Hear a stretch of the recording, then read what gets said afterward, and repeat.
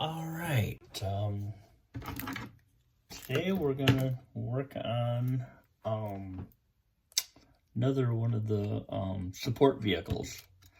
This here, I have a this is representing like a 1990 or like an 87 Ford F-250. So this was the model that I got online. It's in pieces, but we're going to take a real one of these and make it into one of the support vehicles. It will be the vehicle that will basically, when I need to go get large parts like an engine and transmission, this is the vehicle I'm going to use to get it. And we're going to do some Gladiator enhancements on it as well. So the cool thing is about 124 scale models is you can basically just kind of double it. Like this is our standard 8-foot bed. As you see, it's 4 inches. So it's just half of what, but in inches. In other words, if it's 4 inches, that means it's an 8-foot bed, 124 scale. So it makes it a lot easier to when you have to make custom parts. So we actually, when I did the math, I wanted to do a 14-foot bed with double axles. So that being said, what we're gonna do is, see, we're not gonna use the typical pickup truck bed. We will probably, we'll remove that and we'll start with raw frame here. And we're gonna make the bed custom, and it will have the Gladiator enhancements kind of built into it. But what it's going to be, the type of bed that it'll be, is it'll be a hoist truck. So we're gonna put double axles. We'll take a steer axle, kind of like we're doing with the mock-up, but we'll put a steer axle backwards. But on this one here, as you can see, with this one, you've got your frame tank, your front tank, and then the rear is one of these that's in between the frame rails. So the truck that I got, the actual one I got, that tank is not working for one reason or another. So when we're building this, we'll remove that tank, and we'll either place it back farther. What I want to do, the type of bed I would like to do on this truck, is basically kind of a standalone bed.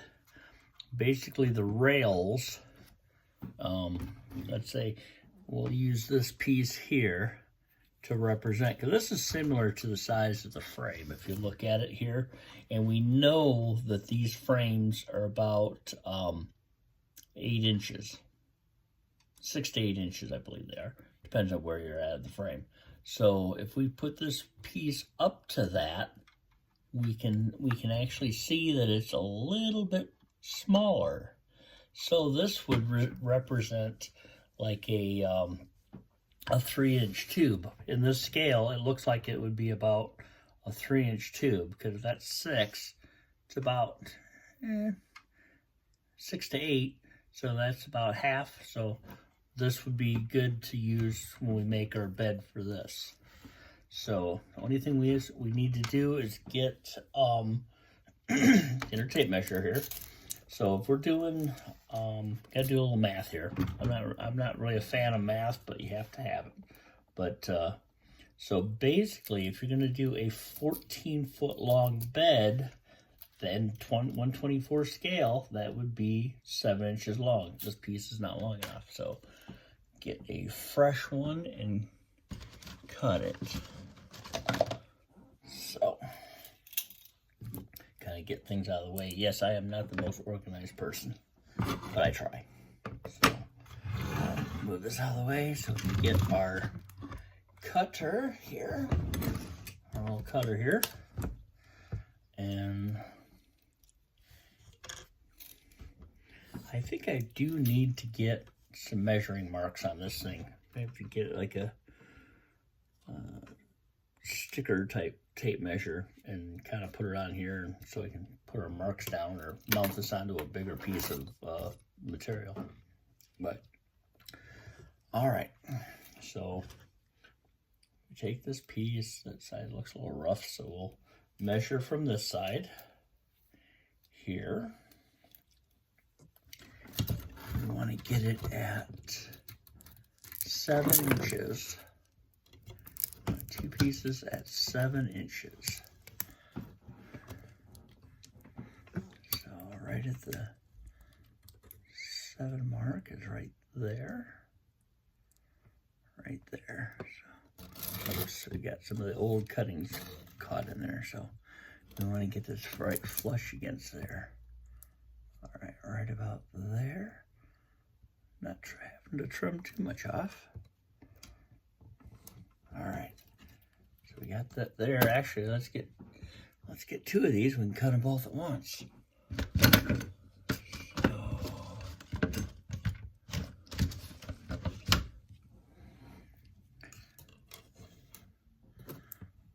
Line these up at the end here.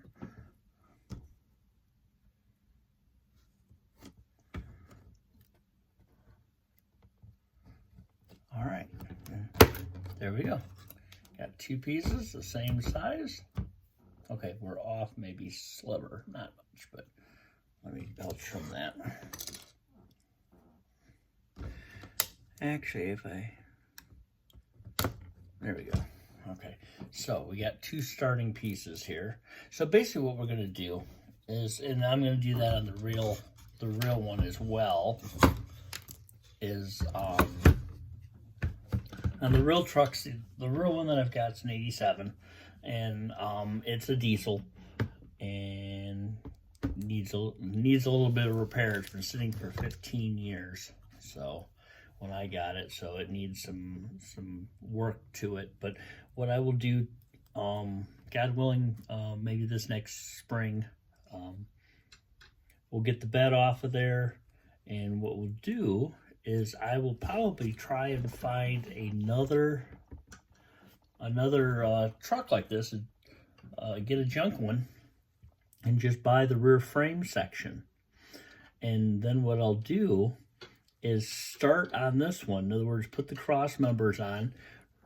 See, basically, where the bed mounted, I mean, yeah, you can kind of see where they're supposed to mount. I mean, they're not too bad with the details on this, but where the mounting holes are, they correspond on the frame.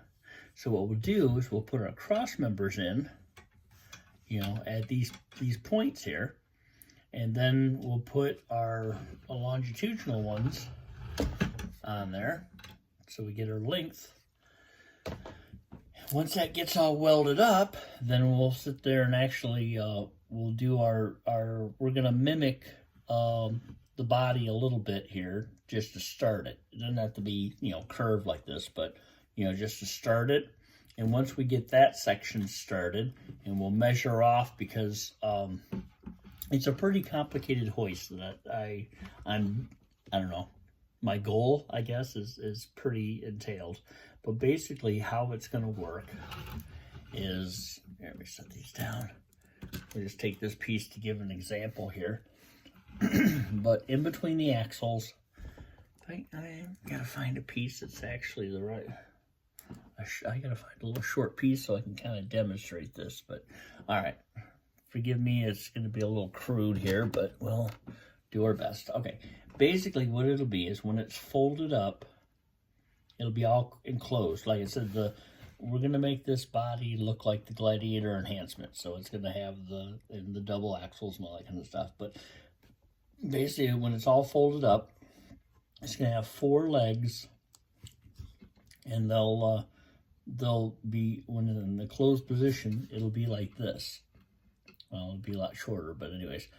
So basically, there'll be a hydraulic ram in there that will basically stand this up, and all 4 legs will stand up, and there'll be a bumper on the end that'll catch them when it's all the way up, and there'll be like a switch to kill the pump, to stop it.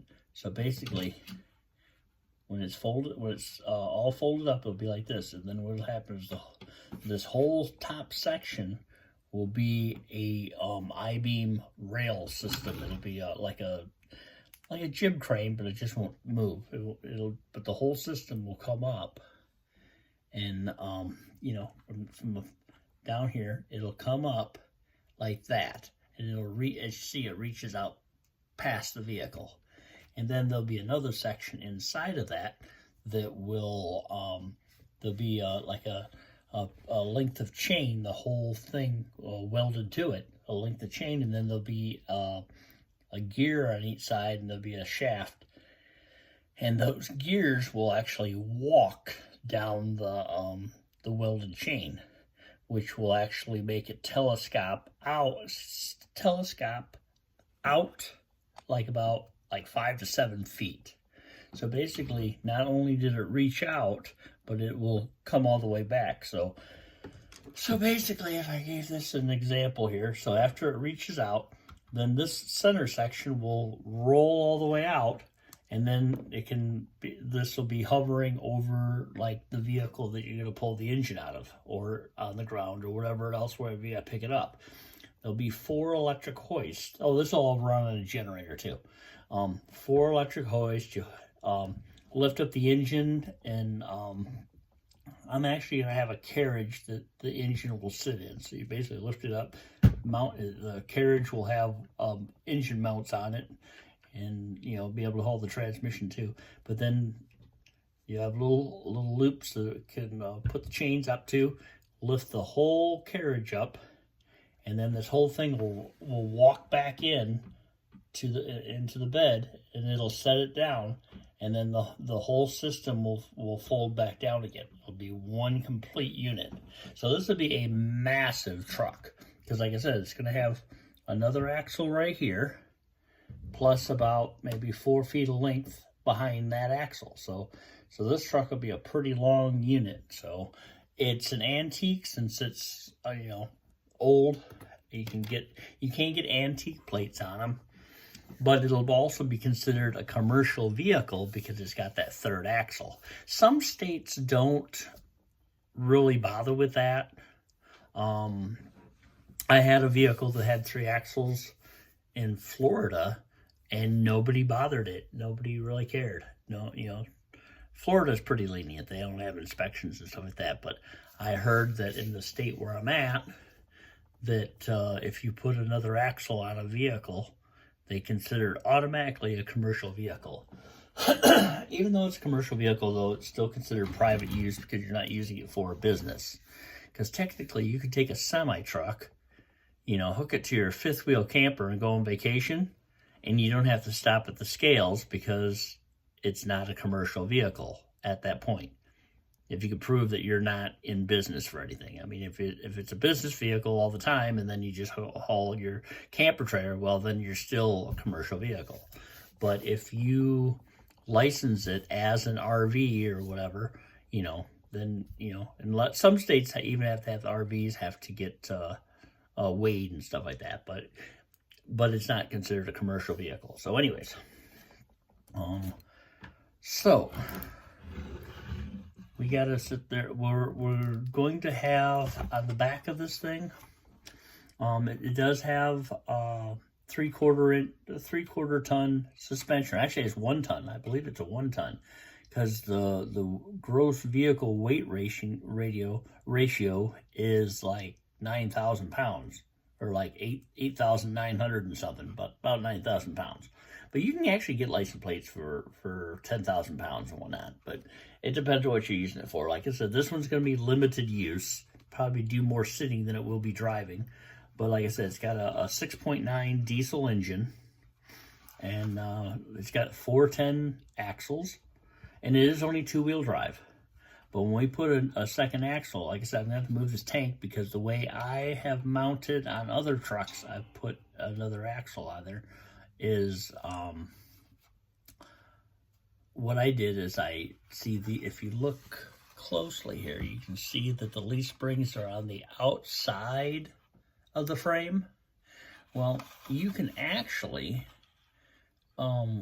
these are a C-channel frame, and what I did is I think they're about like 5 inches on the inside.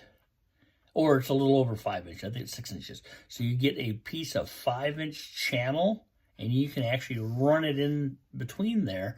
But what I did is I took a 2x3 piece of rectangular tubing, and I cut some squares and drilled a hole directly in the middle of it, and I welded them to the inside of that channel. The reason I did that is so that when I drill the holes and mounted it to the frame, and you tighten the bolts up, it doesn't collapse the frame, because the frame is like a thick sheet metal. And like I said, the channel is a lot stronger, so you put that as a backing plate, basically. And, you know, I put those channels on the inside of both of these frame rails, and then I had mounts. I welded mounts, and I actually put the leaf springs, another set of leaf springs, on the inside of these. And then I had my axle right here. I just re-welded the mounts. But what I will do is if I put a steer axle back there, that'd be kind of cool. And put a steer axle back here, sitting backwards. But since you got lockouts, you know, it's only going to run when you're going slow. And you get a Dana axle 410, you know, like a Dana 60 or something like that, spin around backwards. And like I said, when you're running forward, you have the lockouts out, so it's just, you know, it's not, the gears aren't even moving. What I like to do is put a carrier bearing right here for the drive shaft. And then right about here, you'd have to, well, right about here, you could actually put a, this is what I'm still working on. I gotta get some advice on this like this, but put a, well, that's one thing too. You gotta reroute, because your exhaust is coming right here, unless you move that fuel tank. But I think I'll leave the fuel tank there, move the exhaust, put the exhaust on the outside of the frame instead of on the inside of the frame, and then put a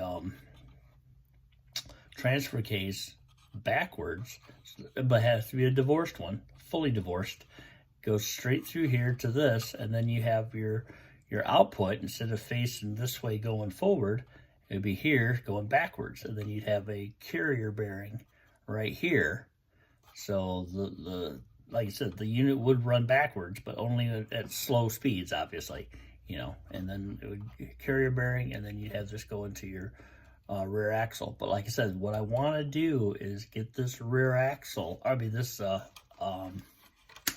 get another piece of frame and actually, you know, get a junk truck and actually cut it about right here, like they made trailers, you know, and then make this into, take another truck and make this section to a trailer. And basically what I would do is, once I got the parameters of the frame done, then what I could do is transfer it onto the trailer frame, and then I can, you know, instead of bringing the whole truck, I can finish all the welding up on the trailer.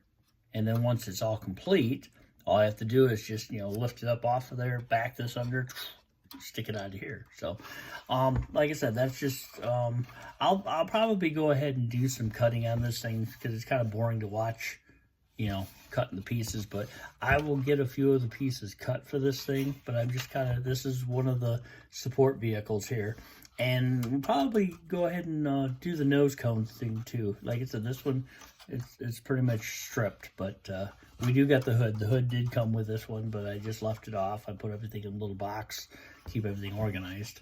Got this online. Somebody had built it. So only thing I did is took the bed off of it. Took a little bit, but like I said, it was cracked back here. So, but yeah, like I said, I just do a little quick video here on that. So, all right. Well, thank you so much. Appreciate it. Like and subscribe, and we'll see you on the next one. Talk to you later.